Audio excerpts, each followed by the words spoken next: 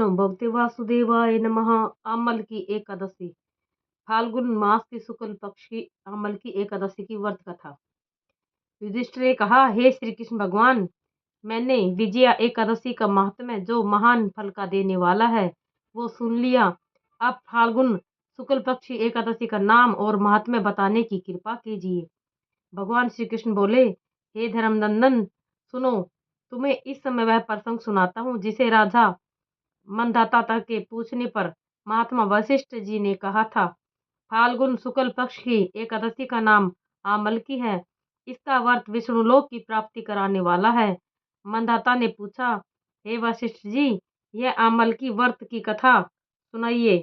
वशिष्ठ जी बोले, हे राजन, आमलकी एकादशी का वर्णन करता हूँ। यह फाल्गुन माह के शुक्ल पक्ष में होती है। इस व्रत का पुण्य 1000 गोदान के फल के बराबर होता है। मैं आपसे एक पौराणिक कथा कहता हूँ। एक वैदिक नामक नगर में ब्राह्मण, वैश्य, क्षत्रिय, शूद्र चारों वर्ण आनंद पूर्वक रहते थे। उस नगर में चैत्ररथ नामक चंद्रवंशी राजा रहता था। वह बहुत ही विद्वान तथा धार्मिक था। वहां के निवासी वृद्ध से बालक तक प्रत्येक एकादशी व्रत करते थे। एक समय फाल्गुन मास के शुक्ल पक्ष में अमलकी नामक एकादशी आई। उस दिन राजा से प्रजा तक और वृद्ध से बालक तक सबने हर्ष सहित उस एकादशी के व्रत को किया।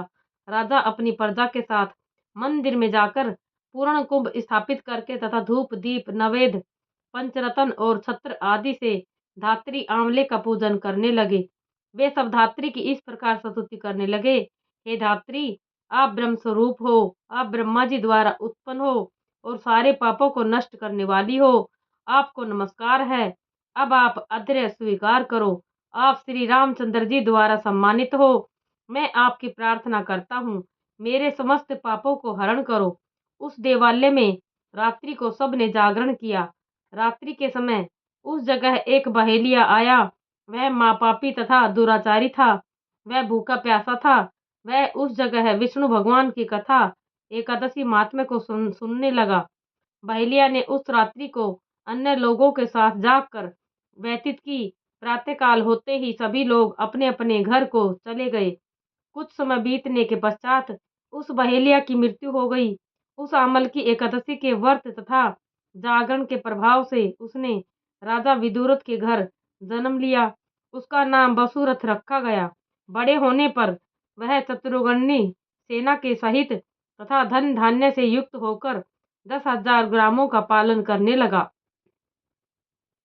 वह तेज में सूर्य के, कांति में चंद्रमा के और वीरता में विष्णु भगवान के और क्षमा में पृथ्वी के समान था। वह अत्यंत धार्मिक, सत्यवादी, कर्मवीर और विष्णु का भक्त था। वह सदैव यज्ञ किया करता था। एक दिन वह राजा शिकार खेलने के लिए गया। देव योग से राजा रास्ता भूल गया। तब वह उसी वन में एक वृक्ष नीचे जाकर सो गया।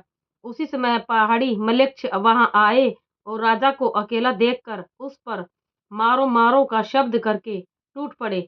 मलेच्छ कहने लगे, इस दुष्ट राजा ने हमारे संबंधियों को मारा है तथा देश से निकाल दिया है, अतः इसे अब अवश्य ही मारना चाहिए।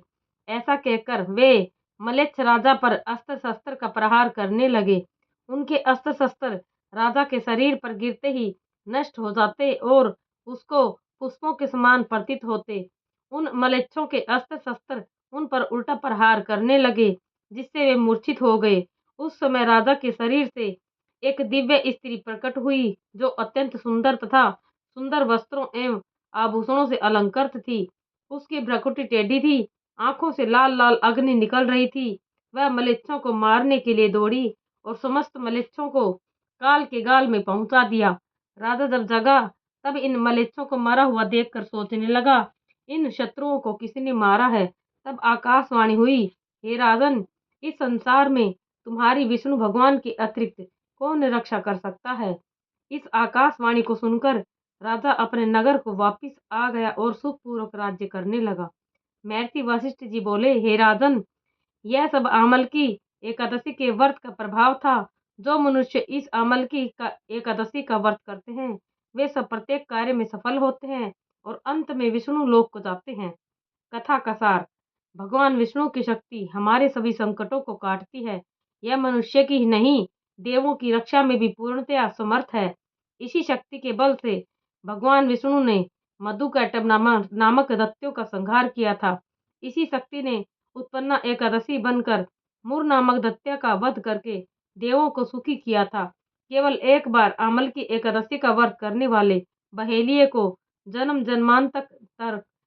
जन्मांतर तक विष्णु भगवान की कृपा प्राप्त हुई है। ओम नमो भगवते वासुदेव।